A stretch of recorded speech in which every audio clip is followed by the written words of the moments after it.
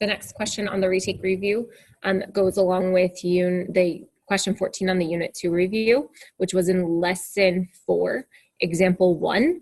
And so we were finding the possible rational roots. So this is like the starting point where if we were supposed to find all the zeros of a function.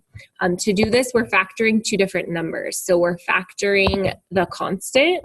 So in our case, that's p, and that's the factors of the 55. And we need to find q, which are the factors of the leading coefficient, which is 2. So all the other numbers don't matter to us in terms of this problem. We only care about the last number and the first number. So what we're going to do is we're going to list all the factors. So you can do that in any method.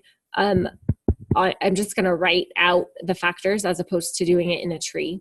So we talked about like always starting at 1. So it's 1 and the number. And then going through all your integers to see what divides in. And so 55 only has one other set of factors, and that's 5 and 11. And so I like to think about them in order. So it's 1, 5, 11, and 55, just because it helps keep your answer organized. You do the same thing with 2. So 2 is a prime number, so the only factors are 1 and 2. The actual possible rational roots are taking each factor of p and dividing by each factor of q. So it's ultimately plus or minus p over q. And so we've got 1. So I'm going to start with 1 and divide it by 1. And then I'm going to divide 5 by 1, divide everything by 1 first. So it's plus or minus 1 over 1, plus or minus 5 over 1, plus or minus 11 over 1, plus or minus 55 over 1.